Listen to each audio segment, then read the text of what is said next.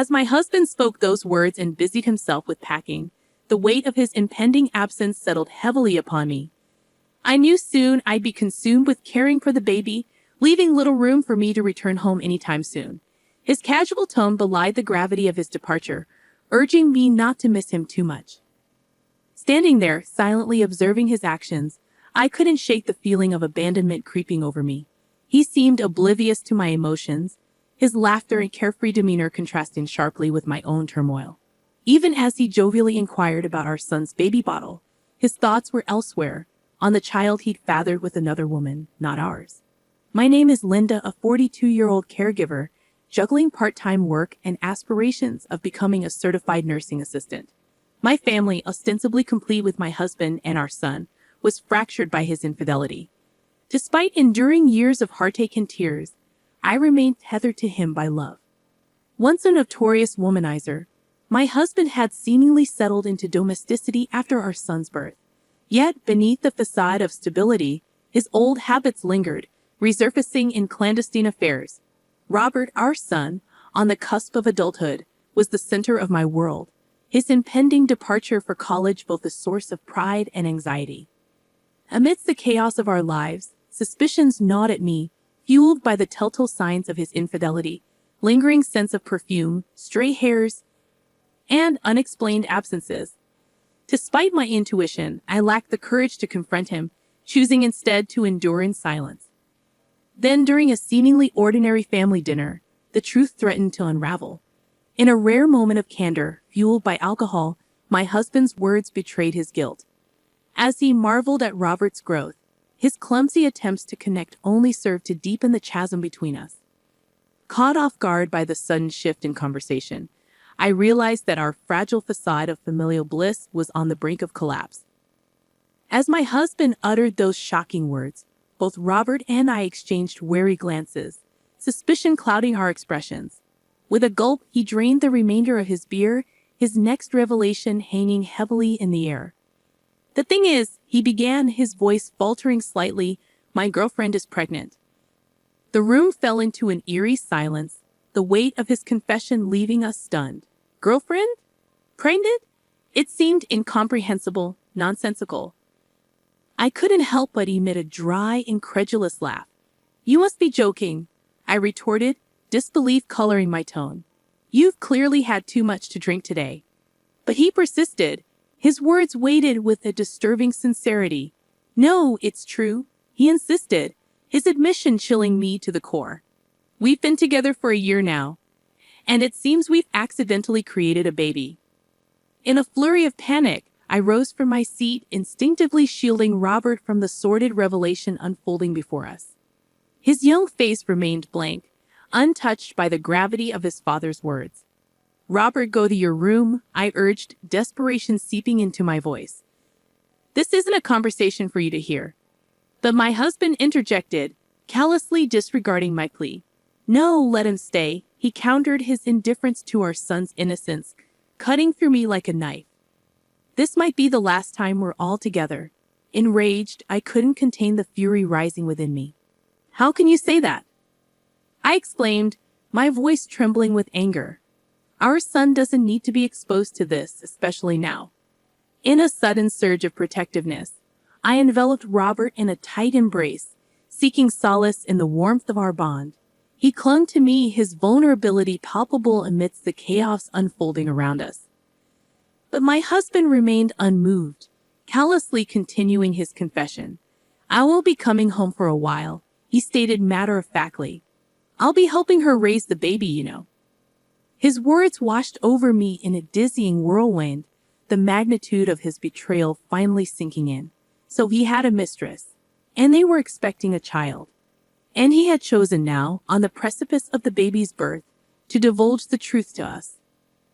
I struggled to comprehend my husband's inexplicable behavior, feeling as though I was on the brink of losing my grip on reality. Over 2 decades of shared life together seemed to unravel before my eyes, leaving me reeling in disbelief.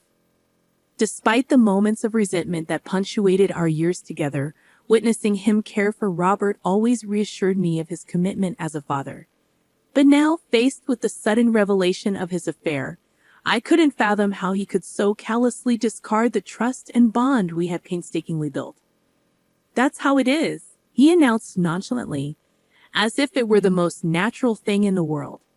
"I'll be heading to her place this weekend and need to get ready." As he began to pack his belongings with a casual demeanor, a sense of devastation settled over me, the ache in my heart growing with each item he placed into his backpack. Lost in my turmoil, his cheerful inquiry about baby bottles used by Robert pierced through the heaviness in the room. Silently, I shook my head, unable to muster a response. Yet, amidst the wreckage of our shattered marriage, there remained one precious memento. It wasn't intended for him or his mistress.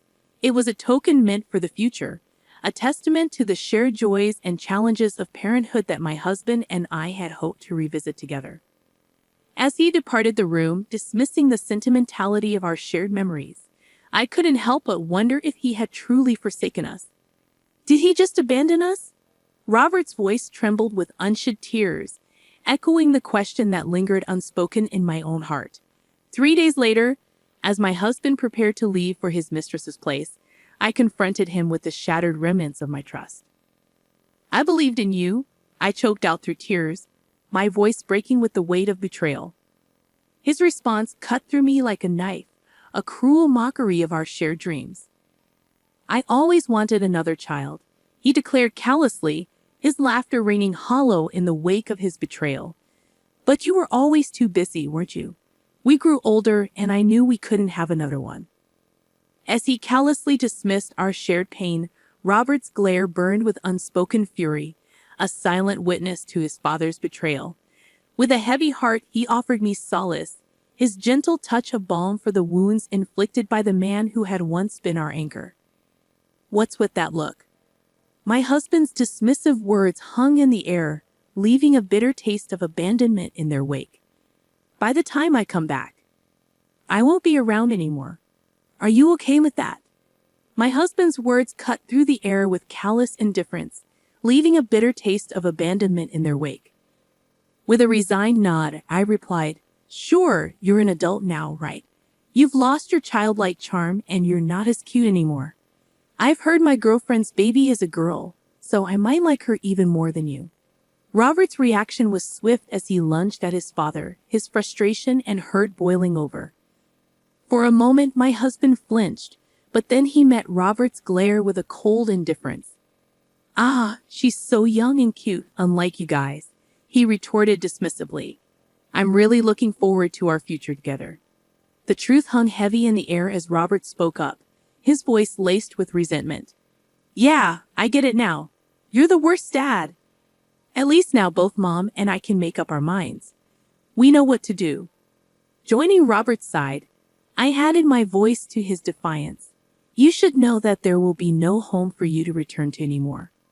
My husband, visibly annoyed, shook off Robert's grip and departed without so much as a goodbye, leaving behind a void where our family once stood united. But we refused to remain passive in the face of his betrayal. Already we had begun to strategize, laying the groundwork for our next steps. About 2 weeks later, my husband called, his laughter grating against my frayed nerves as he spoke of the smoothness of raising their daughter. He even had the audacity to send a photo of the mistress cradling the child, igniting a simmering rage within me. Unbeknownst to him, his careless actions had unwittingly provided us with the evidence we needed to move forward. I saved the photo and commenced recording the conversation, marveling at my husband's astonishing lack of foresight. Right on cue, his mistress seized the phone and initiated the dialogue. "Are you the wife?" she inquired, her tone betraying a hint of smugness. "I'm sorry I've taken your husband all for myself, but it can't be helped since we have a child together now, right?" I couldn't help but scoff at her audacity, masking my disbelief with a disarming reply. "Lol, yes, raising a child can be tough. I'm so glad you're understanding. When I first heard about you from your husband, I just thought you were a weak person who couldn't do anything but cry. But that's not how you sound at all." As her words washed over me, a wave of realization dawned. So this was what my husband had been saying about me to his mistress. Once, such disparaging remarks would have wounded me deeply, but now they elicited nothing more than a fleeting indifference. The love I once harbored for my husband had long since dissipated. Summoning my resolve, I addressed her pointedly. "You knew my husband was married with a child, and yet you still pursued him, right?" Her response was laced with a thinly veiled excuse, attempting to shift the blame onto my husband's deceit. "I didn't know at first," she protested. "Your husband always removed his wedding ring when we met, so when he finally told me, I was surprised. But my feelings for him didn't change. We'll be together forever." Despite the infuriating nature of her words, I couldn't help but acknowledge the strategic advantage they presented. This conversation would serve as irrefutable evidence that the mistress was aware of my husband's marital status and had knowingly continued their illicit relationship. While her lack of remorse and cavalier attitude grated on my nerves, I knew that this calculated indifference would ultimately work in my favor. It would have been far more challenging to exact revenge if she had feigned contrition or expressed genuine remorse over the unplanned child. I bid them to do their best and ended the call, 2 years slipping by in the blink of an eye. Then, on that fateful day, the familiar number illuminated my phone screen, prompting a deep breath before I answered. "Hey, how have you been? I'm coming home now, so make sure the house is clean, okay?" His voice sounded casual, as if oblivious to the upheaval he'd caused. "Didn't I tell you back then that there's no home for you to return to? What are you trying to prove?" I interjected, my tone laced with frustration. Exasperated, my husband attempted to justify his actions. "Sure, I admit I was wrong to leave suddenly, but I can't leave her to raise the child alone, right? You were a mother too, so you should understand." His words grated on me, a stark reminder of his unchanged nature since that pivotal day. Yet, amidst the turmoil, I found a sliver of reassurance. Perhaps his consistent lack of growth was validation enough that Robert and I had made the right decision in prioritizing our own well-being. "I think you misunderstand. There's literally no house for you to return to." "I sold it," I announced, bracing myself for his reaction. His gasp echoed through the phone, prompting me to recount the events of that pivotal day 2 years prior. In the midst of our turmoil, Robert and I had realized the looming possibility of my husband's return, a prospect I couldn't bear to entertain. The house, once a symbol of our shared life, now felt tainted by his betrayal.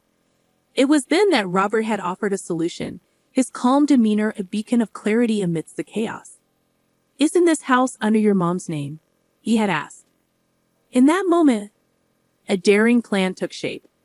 With Robert's savings and the proceeds from the sale, we could sever the final ties to our past and forge a new path forward, unencumbered by my husband's presence. It was a bold move, but one that promised freedom from the shadows of our shared history. And as I contemplated the possibilities that lay ahead, I couldn't help but feel a glimmer of hope stirring within me. I embraced Robert's idea wholeheartedly and began the necessary preparations. With unwavering determination, he poured himself into his studies, eventually earning acceptance to a college located far from our previous life. Meanwhile, I diligently pursued certification as a nursing assistant, opening up new career opportunities with higher earning potential.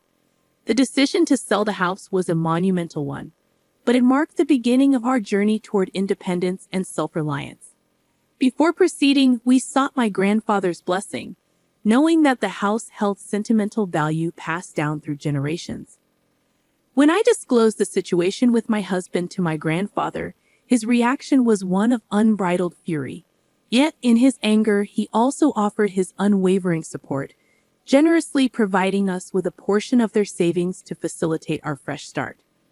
Moved to tears by my grandparents' kindness, we embarked on our new life, settling in the state where Robert's college awaited. As we adjusted to our new surroundings, I couldn't help but feel a sense of gratitude for the love and support that had propelled us forward. Yet, amidst the chaos of our transition, my husband remained oblivious to our whereabouts, having shown little interest in our lives during Robert's crucial exam period. "You can't bluff me like that." His voice grew increasingly agitated, revealing his mounting panic. Unfazed, Robert calmly asserted our newfound independence. If you doubt us, you're welcome to come see for yourself. But for now, we're busy. Goodbye. As my husband's protests grew desperate, Robert seized the phone, his voice cutting through the tension with unwavering resolve. Dad, you said it yourself. We don't need you anymore. We don't need a father who abandons us to be with his mistress.